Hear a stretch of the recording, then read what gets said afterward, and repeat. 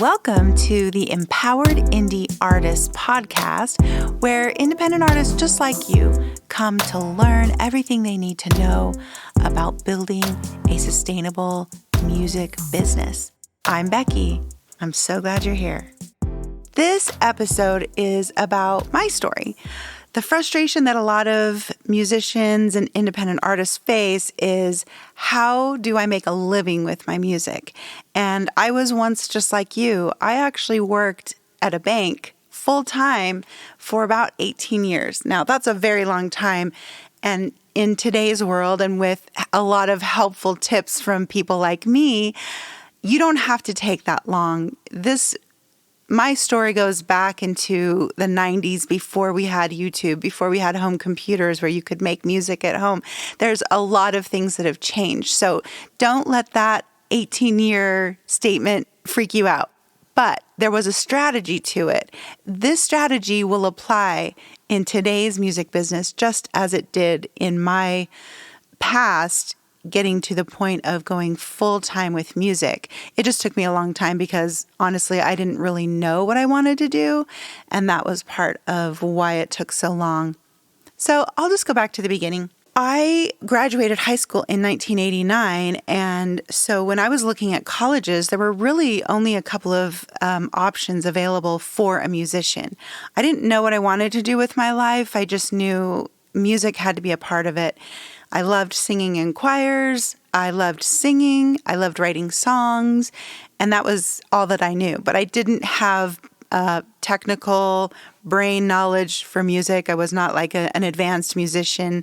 I took AP music theory in high school, and it kind of blew my mind. I was like, wow, this is really hard. But there was something about it that I found really fun and challenging. And I don't know why, because I hated math. I mean, I can't do math, but something about music theory just fascinated me.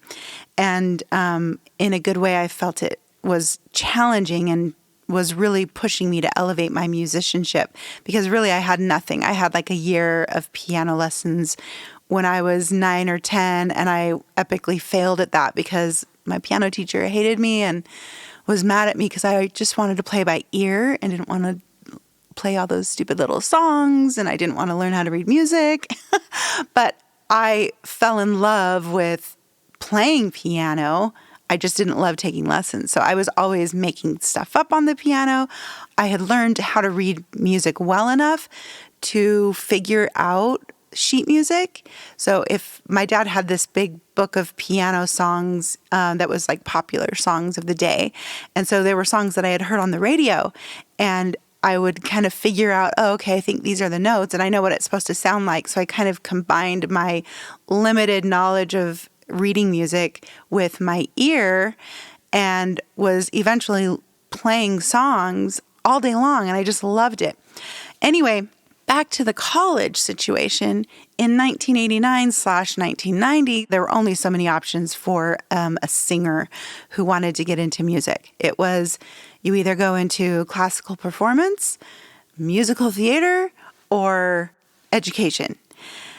In high school, I had been really involved in musical theater, but there was something about, I just was not interested in pursuing that whole theater world, Broadway. I am not a dancer, I just really was not interested in that. But I loved to write songs and I loved to sing. So if you didn't want to go into classical performance, you went into education. And actually, my first real voice teacher in my first year of college told me, you're not good enough to go into classical performance, so you should go into education. So I did. But I spent the next 5 years perfecting and taking voice from this teacher, and I got actually really good singing classical. But I loved singing it, but I just didn't love that world. I didn't want to be in operas. Anyway, so I definitely pursued the music education route. And all the while, I am young. I had to have a job. And so I started a job at a bank working part-time while I was going to school. My sophomore year of college, part of the curriculum for education was I had to start teaching voice lessons. And I had one student that would come to my house, and I had this old beat up piano, and I taught her lessons, and I didn't get paid because it was part of my class. But then I actually really loved it. I fell in love with this, like, oh my gosh, I didn't really have a whole lot of experience being educated by a singing teacher myself, but I had a lot of really great instincts as a singer. And so I fell in love with that process of helping a singer get better. And I began teaching voice from that moment on. So I was 20 years old, and I did not stop teaching voice until just like a year and a half ago. So that was 30 years of teaching voice lessons. So now let's fast forward about 18 years. I am working full-time at a bank, and it was actually, I had a really good job. I felt like I was really competent at it. I was in operations, and I loved it. I loved my coworkers, but my heart ached for music. I really wanted to be able to make music full-time.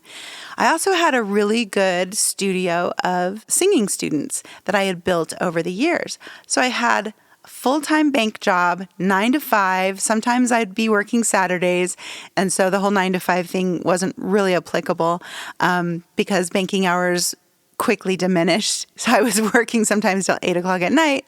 But I also had these voice students in the evenings and on Saturdays, and usually had about 20 voice students while I was working full-time. And this was in about 2007. I had a waiting list in my vocal studio.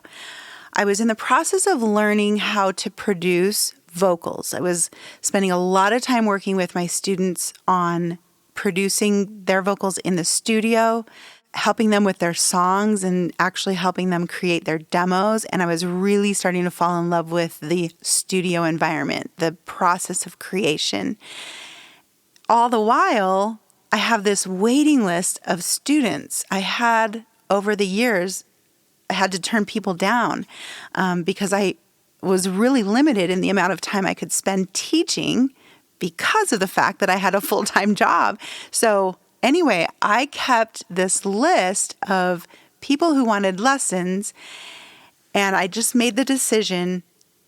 Actually, I calculated it first, and this is where the strategy comes in. I calculated exactly how many more students I could add to my student roster that would replace my bank income.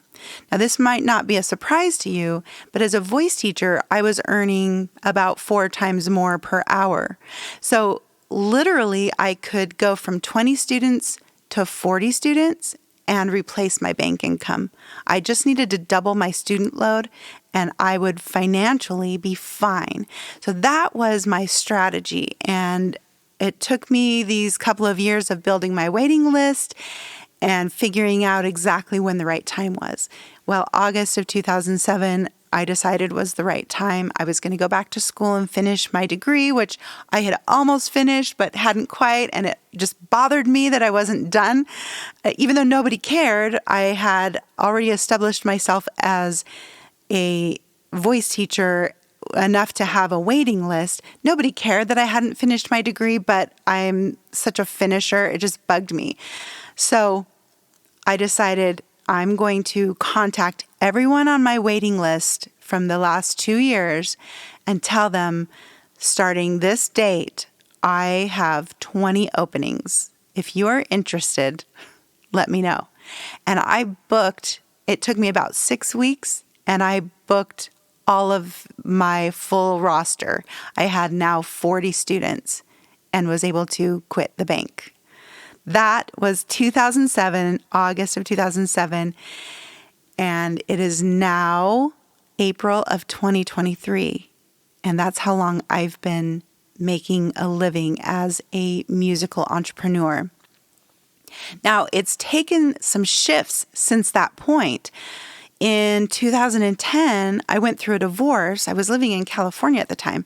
I went through a divorce and could not afford to live in Southern California as a single person And especially because my business was based in my home, I did not have a place where I could have my students come.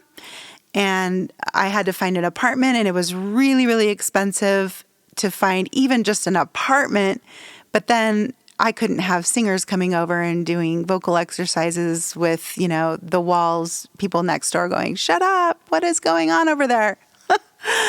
So devastatingly, I decided I needed to move back to Utah where all of my family is, because I really was completely destitute. I had no money, nowhere to live, and of course was really, really sad because it was a difficult breakup. We had been married 10 years.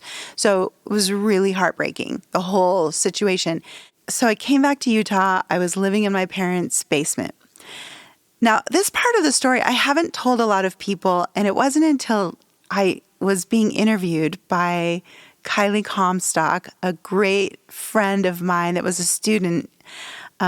She was interviewing me for her podcast, and I'll put a link in the description below if you're watching this on YouTube to her podcast, because she is amazing. She's only 18 and is just so smart and so motivated and such an inspiration. As she was interviewing me, she asked me a question. She said, I can't remember exactly how it was worded, something about what is one of the lowest points in your journey as an entrepreneur.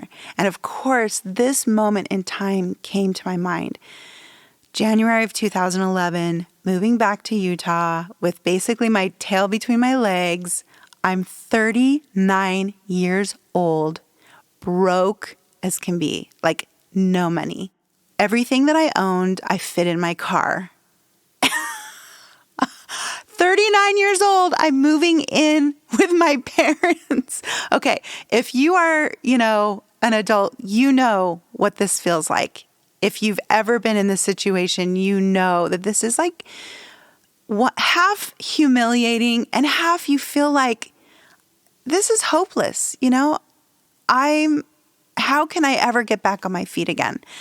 So when she asked me about this hard situation and I was telling the story, I realized that it was kind of a sink or swim moment for me. I spent about a year in Utah. My family lived in Utah, so I had a lot of connections. I had a lot of support. I wasn't completely alone or anything, but I did have to start my new business completely from scratch. Now, at this point, I had been producing vocals. I had been helping work out demos, and I had been learning how to produce music with my own music. And the quality was like maybe not super great, but I was getting better, and I really, really loved it. So here I was in this new town, and I just, out of desperation, I said, I'm going to do whatever people need me to do. If they want vocal lessons, if they want songwriting lessons, if they want to record an EP or an album, I put on that audio engineer hat, and I just was like, I'll just fake it till I make it. And honestly, if I listen back to some of the very first stuff that I did, of course, it's, you're going to hear that it wasn't as good as what I can do today. But what people kept telling me was, man, your vocals sound so good. Like the vocal mix, the vocal production, the cool harmonies, because I had already been doing that for a good 5 years by this point. So anyway, a year into this, I still could not pay my bills, and I had to file bankruptcy, and I was now living in a condo that it was my grandmother's, so it was still owned by my family, but I was paying rent, and it was not cheap, and I could barely pay the rent. I was just not making that much money. I didn't have enough students. I didn't have enough clients, and I was doing everything I could to get the word out. I was going to community events. I joined the Chamber of Commerce. I was doing all of the right business things, but it was becoming desperate, and I started applying for jobs. Now, I knew that if I got a job at a bank, somewhere where I have all this, almost 20 years of experience in, where I'm really good. I'm a great manager. I'm great with operations. I'm great with customers. I knew that if I went back to a bank job, I would get sucked in. They'd be like, oh, can't you go full time? Can't you, can't we give you more responsibility because you're so good and you have all this experience? And I was like, I am not going to get a job at a bank because I will get sucked in to the comfort of having that full-time job and not having to stress about earning a living with music. As much as I love doing music all day long, when that is how you earn your money and you're barely scraping by, it can be very, very stressful. And for some people, it can take the joy right out of it. So I always say, sometimes the day job is actually great to fund a music business on the side because it helps you keep that balance. It helps you keep the passion for music. But because I wasn't just trying to be a full-time musician, like playing music all day long, but I was also coaching, I just had quite a variety. I knew that I could find the balance. I just needed a little help with a little additional income. So I was applying at all these random, like grocery store stocking shelves in the middle of the night kind of jobs. And I actually applied for a security company in their tech support, like getting phone calls and helping them through tech support. I applied there, which is like not even my wheelhouse, right? They offered me the job and I accepted it. And it was literally the weekend before I was going to start the new job. I was contacted by a local talent agency that needed a voice teacher and someone to nurture their talent and to recruit. Long story short about this talent agency, I was only with that talent agent for 6 weeks. It was a total poop show, if I want to be honest. It was a joke, and I definitely did not earn money. She wasn't even paying me. But what it did was I turned down that job. I was like, oh, guess what? Something else came along that I'm going to take. Thank you for the opportunity. I start working at this talent agency, and I start meeting all of these amazing local artists. And I added some new students to my roster.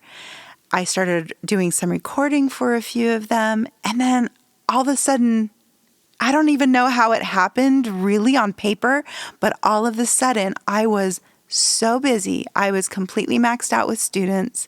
And they didn't all just come from the talent agency. That's what's so strange. It was just everything aligned. And that was, I think, 2012. And from that moment on, I have never had to look for a job. Have I looked for a job though? Yes.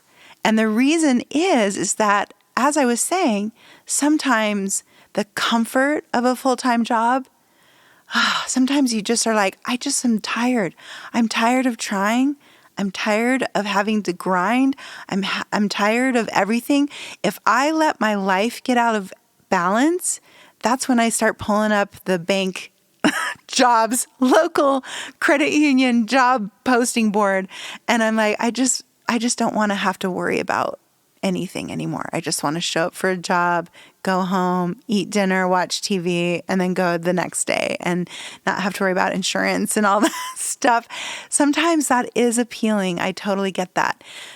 But as soon as I start thinking about what that does feel like, and because I have 18 years in this situation, I know what it feels like.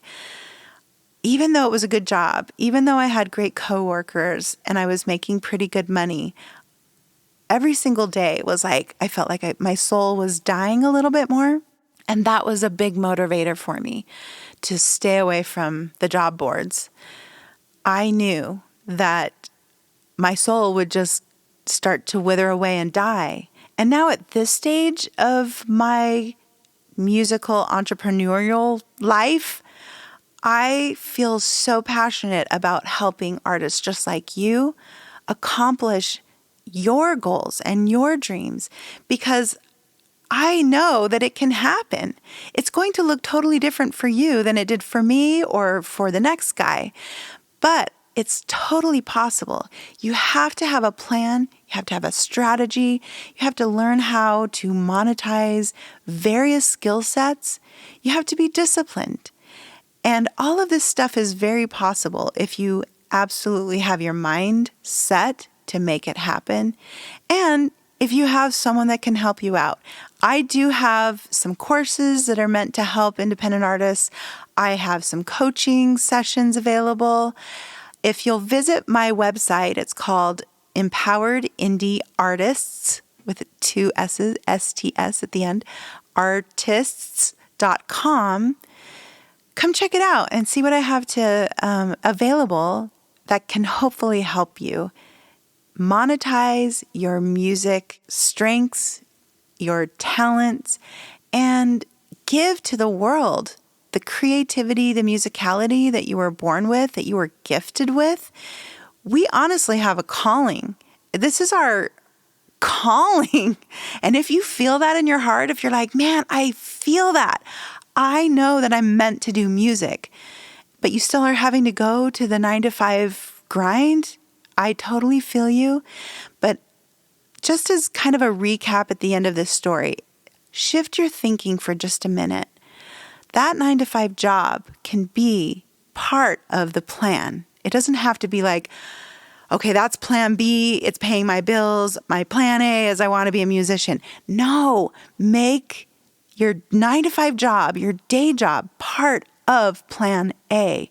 You need capital. You need money to live. You need money to invest in your music business. So if the day job is doing that, great. You just need to make sure that you're carving out what is realistic in your life, carving out that time to build the music business. Now, if you only have 2 hours a week, and maybe it's in 30-minute chunks, that's okay. If you have 2 hours on a Saturday, that's okay. But be strategic about it. Make sure that you know exactly what step 1 is, step 2, step 3, and it may take you a year to finally get to that point. Hey, it took me 18, right? But again, it won't take you 18, I promise you. So I hope this was really helpful and inspiring. I know it was a little bit long and rambly. I just kind of wanted to share my story with you. If it was helpful, please let me know. I'd love to hear your comments, share your story with me. And again, make sure that you visit my website, empoweredindieartists.com, and see if there's anything I have available that I might be able to help you out with. Thank you for joining me, and until next time, have a great week.